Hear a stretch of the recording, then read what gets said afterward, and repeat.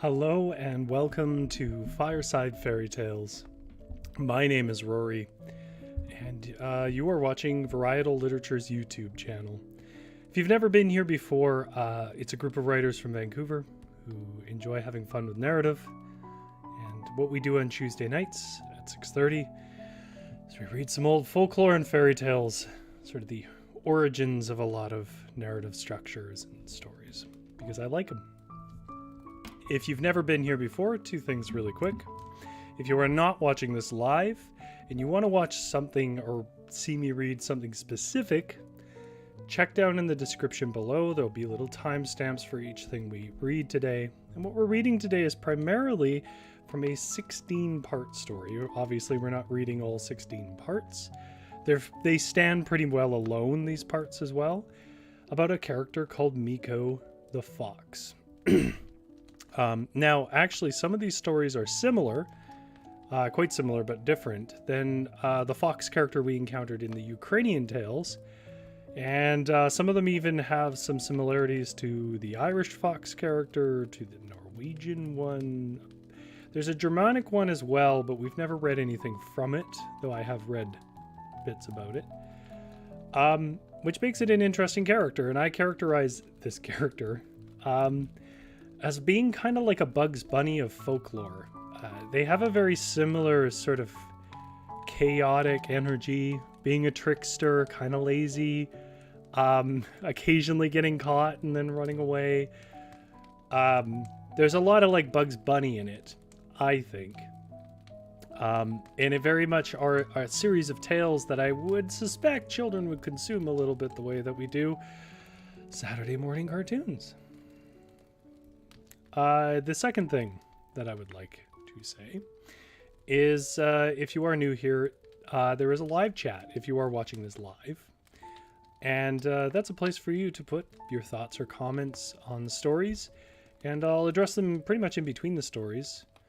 Though if you have a question about something in the story, like I don't know what that is or whatever else, if I know it and you post up a question there, I'll try to answer it in the flow of the story. Beyond that, we pretty much just sit by our, thankfully, because it's the middle of summer, cool little fire. But in the winter, we say it's roaring hot.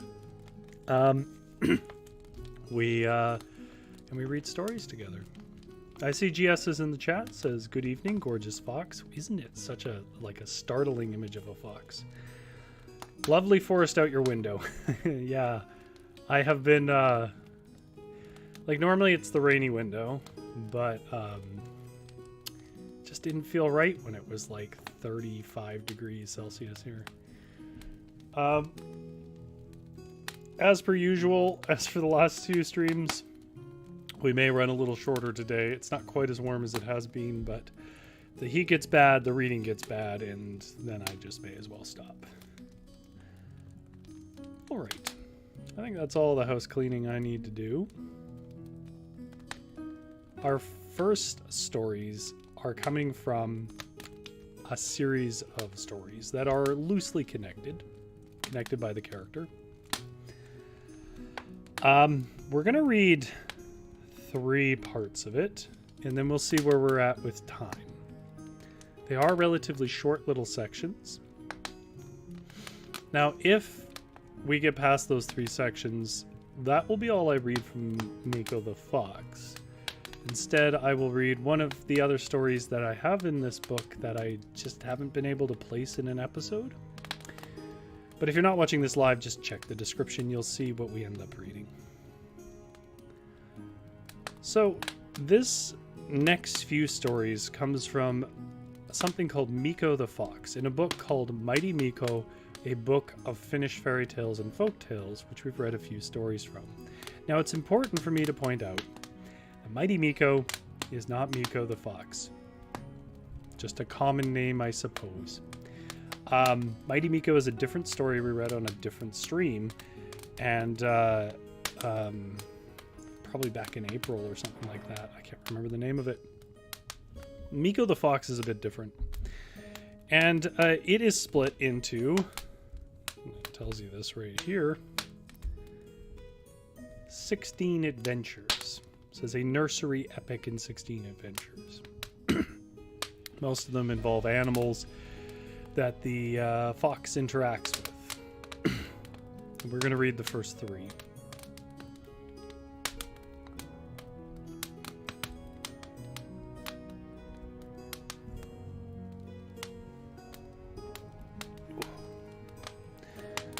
So Adventure 1 from Mikko the Fox is called The Animals Take a Bite.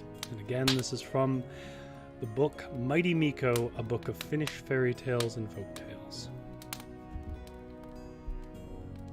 A farmer once dug a pit to trap the animals that had been stealing his grain.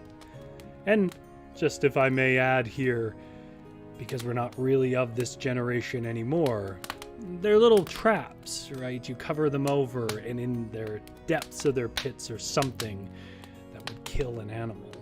I know. But, farmer's trying to protect his grain, of course.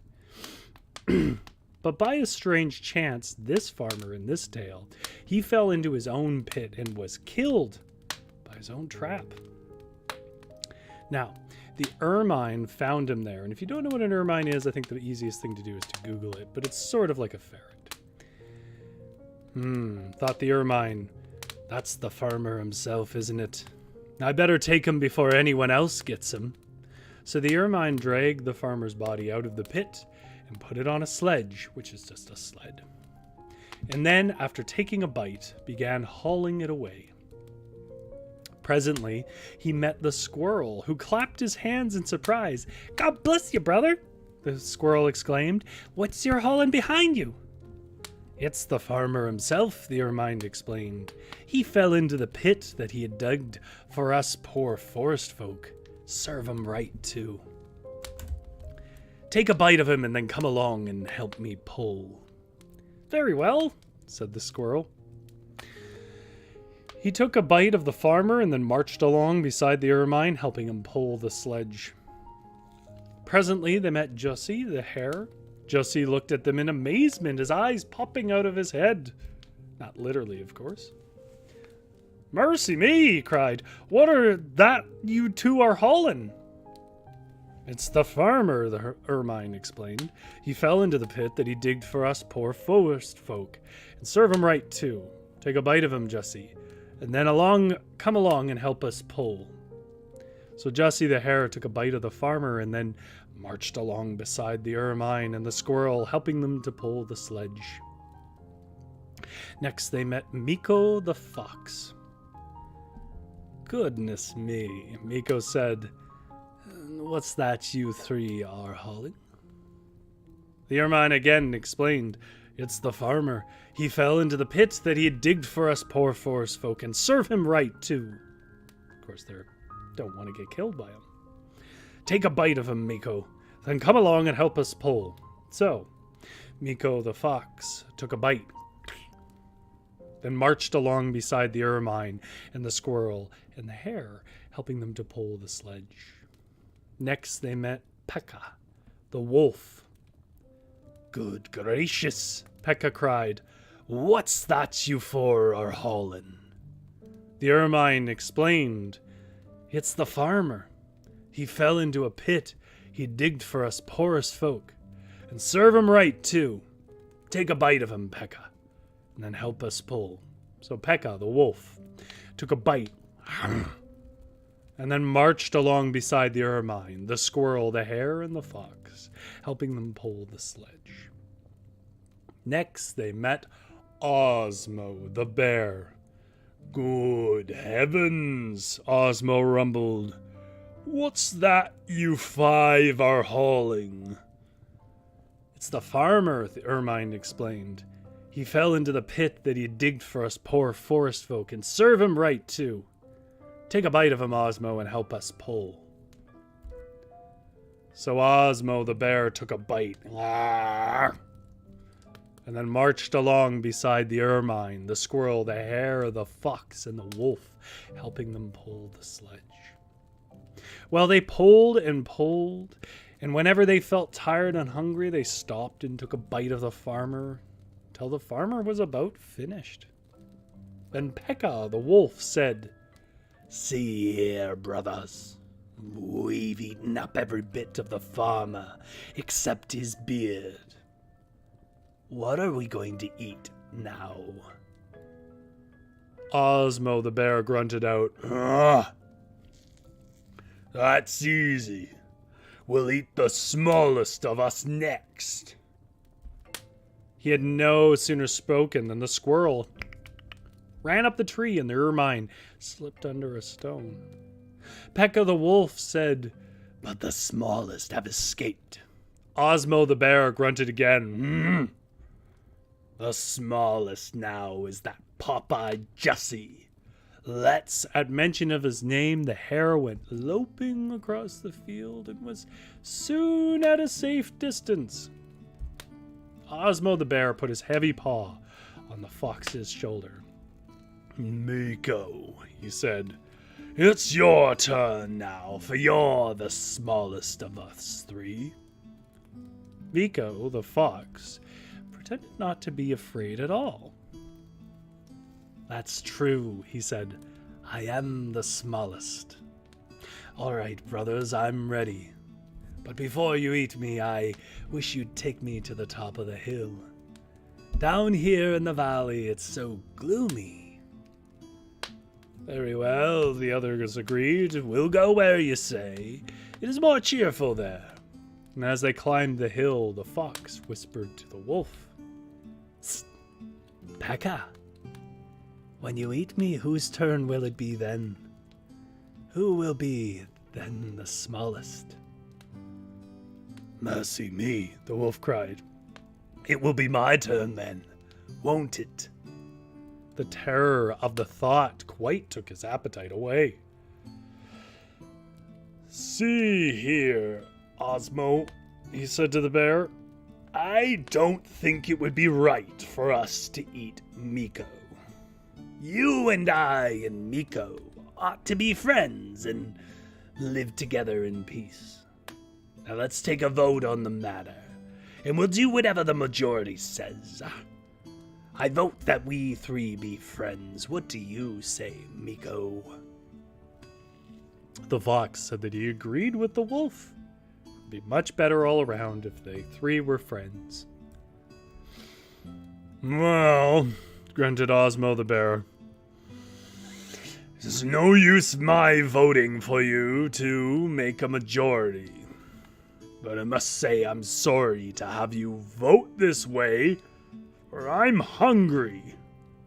So the three animals, the bear, the wolf, and the fox, agreed henceforth to be friends and planned to live near each other in the woods behind the farm. And that is our first adventure. It establishes a couple of interesting things. Probably the most relevant here is that the fox and the wolf are friends, which is a recurring thing with this fox character across various folklore. The second thing that I think is interesting is it's trying to sort of track a natural phenomenon, if you haven't picked up on it, which is that wolves and foxes and bears tend not to eat each other. They, not to say they never would, I mean, everything hunts everything ultimately, but, or, you know, in accordance to size. But the things that ran away were the things that the fox, the wolf, and the bear would eat. Actually, bears generally don't eat that much meat, but the wolves for sure, and fox definitely.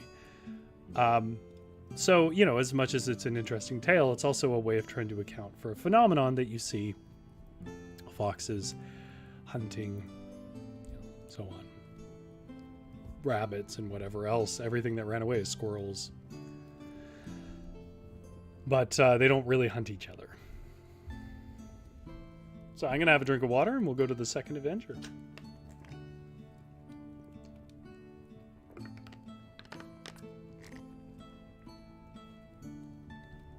Now the second adventure concerns again Mikko the fox.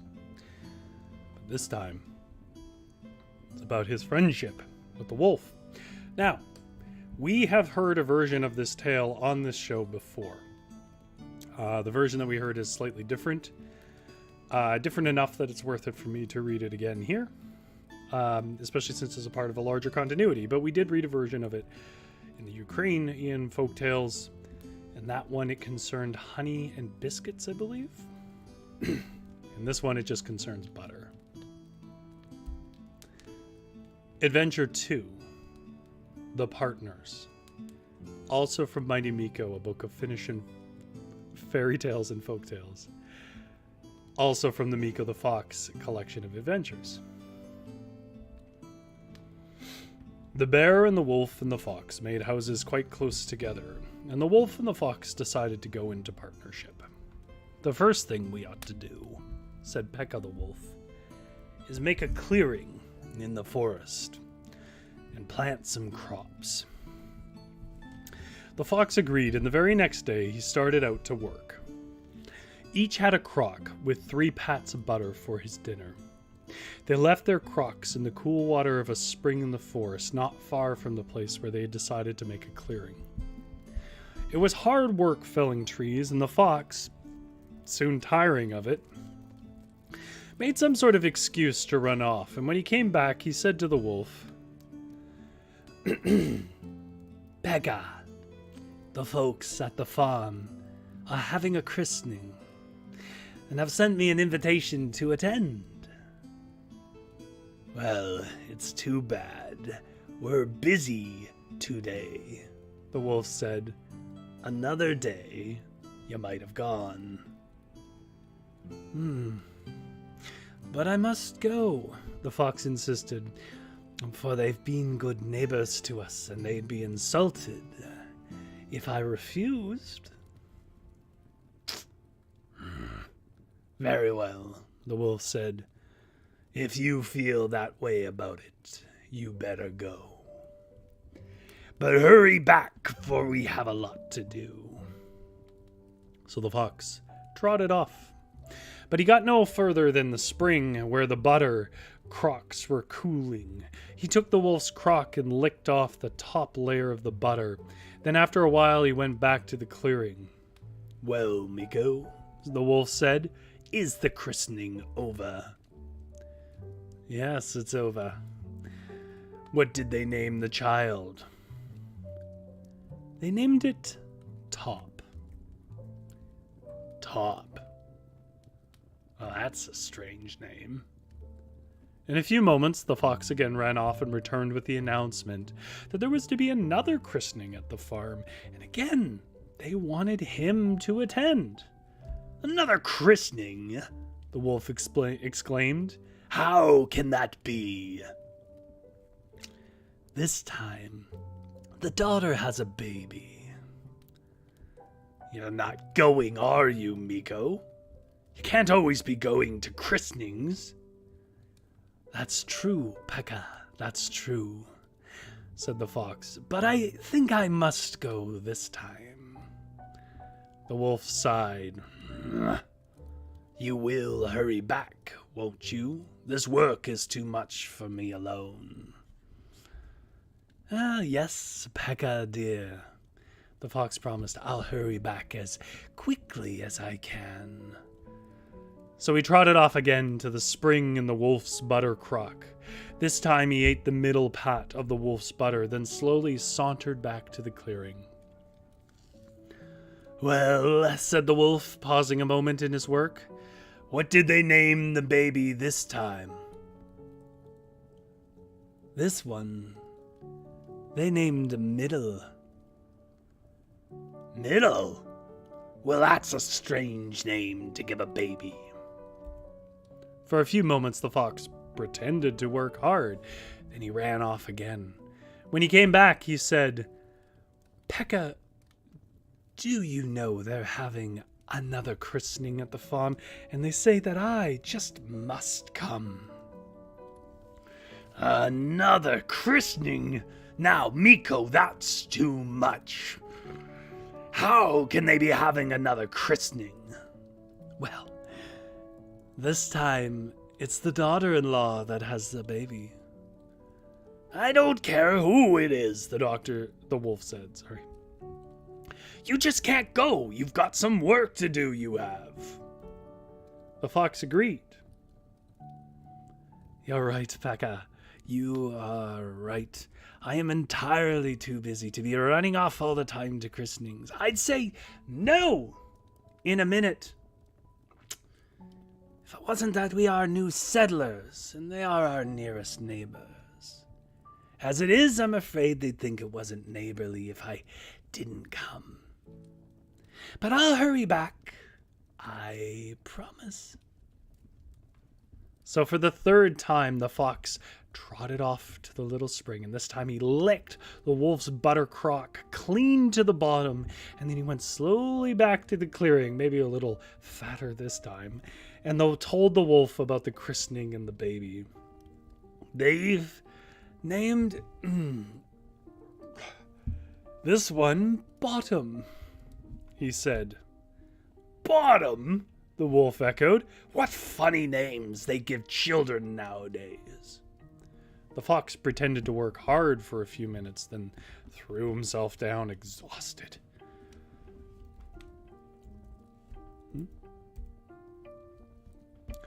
Hey-o, he said with a yawn. I'm so tired and hungry. It must be dinner time.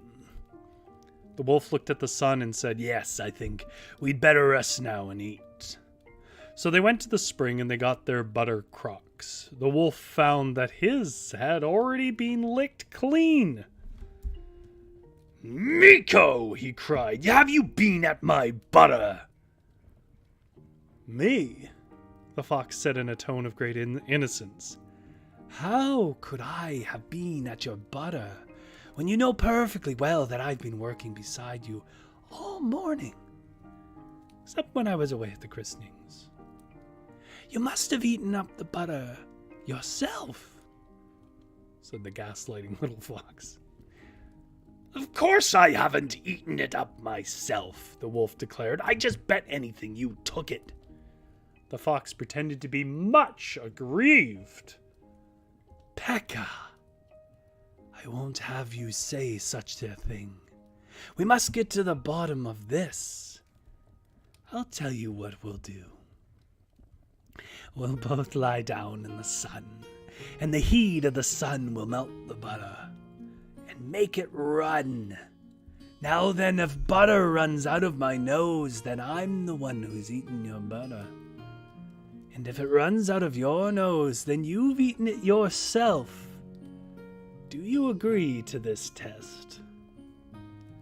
The wolf said, yes, he'd agreed, because of course the wolf felt that he didn't eat it, and at once lay down in the sun. He'd been working so hard that he was very tired, and in a few moments he was sound asleep. Thereupon the fox slipped over and daubed a little daub of butter on his nose. The sun melted the butter, and then of course it looked as if it were running out of the wolf's nose. Wake up, Pekka! Wake up! The fox cried. There's butter running out of your nose. The wolf awoke, felt his nose with his tongue. Why, Mikko, he said in surprise. So there it is. Well, I suppose I must have eaten that butter myself, but I give you my word for it. I don't remember doing it. Well, said the fox, pretending still to feel hurt, you shouldn't always suspect me. When they went back to the clearing, the wolf began pulling the brush together to burn it up, and the fox slipped away and lay down behind some bushes. Mikko, Mikko, the wolf called. Aren't you going to help me burn the brush? You set it afire, the fox called back. And I'll stay here to guard against any flying sparks. We don't want to burn the whole forest down. So the wolf burned up all the brush while the fox took a pleasant nap. Then when he was ready to plant the seed in the rich wood ashes, the wolf called out to the fox to come and help him. You do the planting, Pekka, the fox called back, and I'll stay here and frighten off the birds. If I don't, they'll come and pick every seed you plant. So Mikko, the rascal, took another nap while the poor wolf planted the field he had already cleared and burned. And that's the end of the second adventure. How are we feeling about Mikko the fox?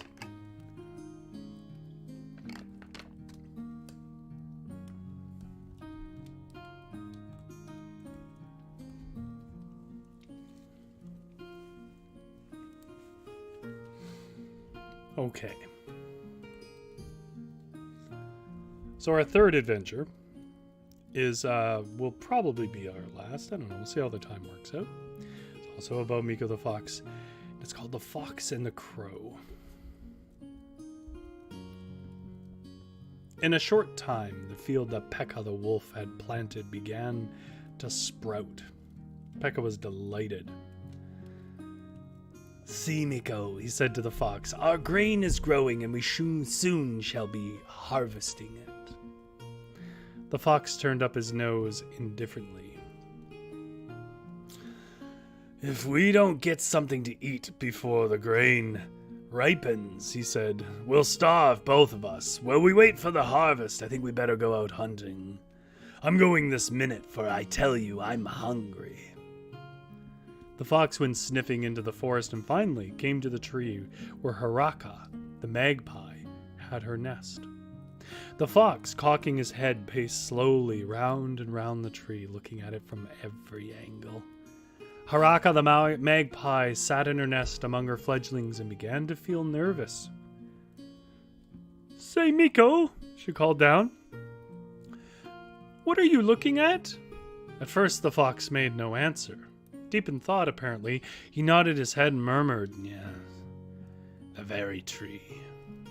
Haraka, the magpie, again called down, "What are you looking at, Mikko?" The fox started as though he had heard the question for the first time. "Ah! Haraka, is that you? Good day to you.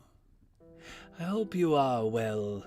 I hope the children are all well.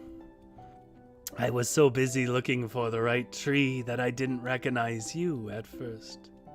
You see, I have to cut down a tree to get wood for a new pair of skis.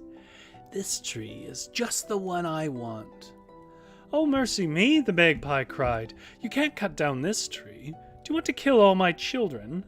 This is our home." Mikko, the rascal, pretended to be very sympathetic. "I am awfully sorry to disturb you, truly. I am. But I'm afraid I do have to cut down this tree. I can't find another that suits me well." The magpie flapped her wings in despair. "You hard-hearted wretch! What will you take not to cut down this tree?" The fox put his paw to his head and pretended to think hard. After a moment he said, "Well, Haraka, I'll make you this offer. I'll leave the tree standing, provided you throw me down one of your fledglings." "What?" the poor magpie shrieked. "Give you one of my babies? I'll never do that. Never, never, never." "Oh, very well. Do as you like. If I cut the tree down, I can get them all, but I thought for the sake of old times, I'd ask for only one. However, do as you think's best." What could the poor magpie say? If the tree were felled, her fledglings would be thrown out of the nest, and they would certainly all perish. If you thought these were just going to be children's stories, here comes the twist. I guess it still technically is. Perhaps it would be wise to sacrifice one to save the rest. "You promised to let the tree stand," she said, "if I give you one of my children?" "Yes," the rascal promised.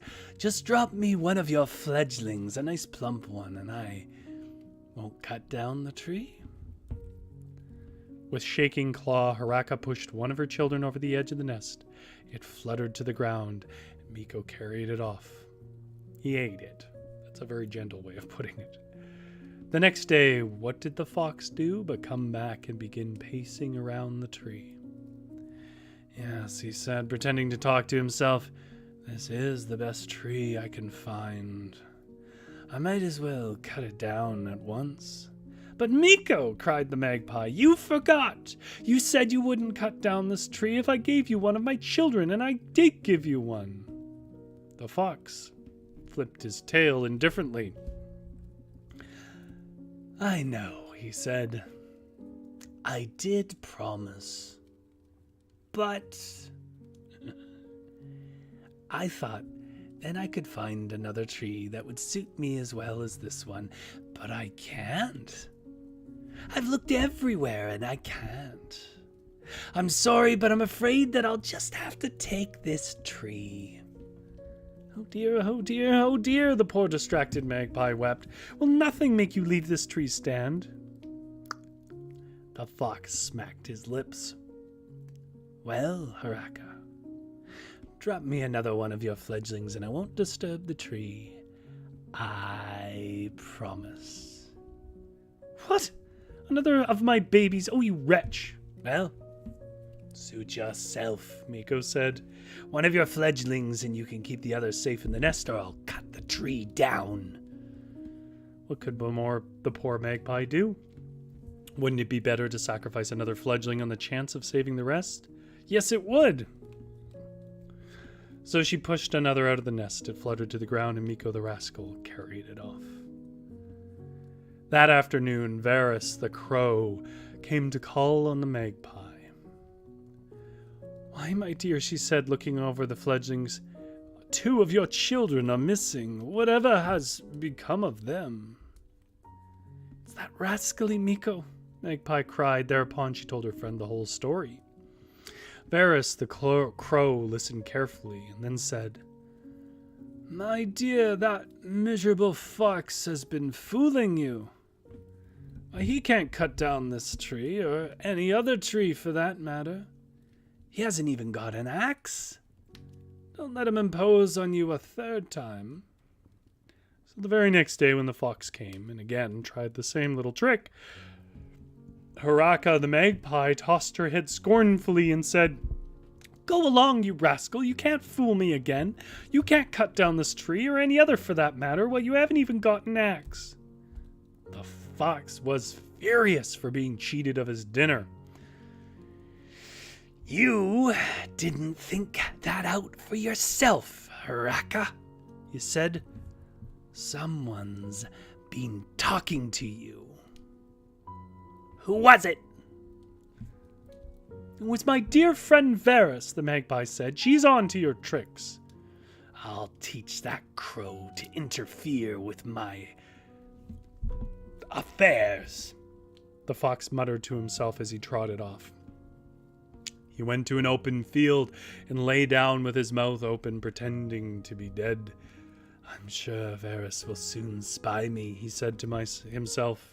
He was right. Presently the crow began circling above him. She flew nearer and nearer and at last alighted on his head.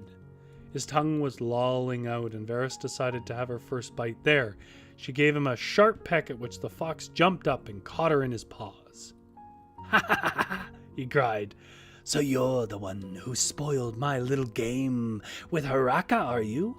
Well, I'll teach you not to interfere with me, as I haven't got one of Haraka's fledglings for my dinner.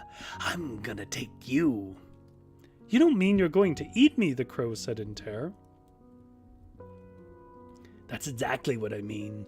No, Mikko, don't do that. Yes, that's exactly what I'm going to do. I'm going to teach you birds that I'm not an animal to be played jokes on. I suppose, the crow said, sighing. If it must be, it must be. But Mikko, if you really want to use me as a warning to the other birds, you oughtn't to eat me right down. It'd be much better if you dragged me along the ground first. Then they'd see a wing there, a leg there, a long trail of feathers. That would really terrify them. I believe you are right, the fox said. He put the crow down on the ground and lifted his paw for a moment to change his hold. And the crow instantly jerked away and escaped. Ah! Ah! She cawed as she flew off. You were clever enough to catch me, Mikko, but you weren't clever enough to eat me when you had me. So this was the one time when Mikko the fox was worsted. That's our 3 stories. anybody who's like spent some time in nature, I really do enjoy that the animals reflect how animals are. Like a magpie is not particularly clever, but a crow is. And if anything was going to outsmart a fairly clever animal like a fox, it's going to be a crow. All right.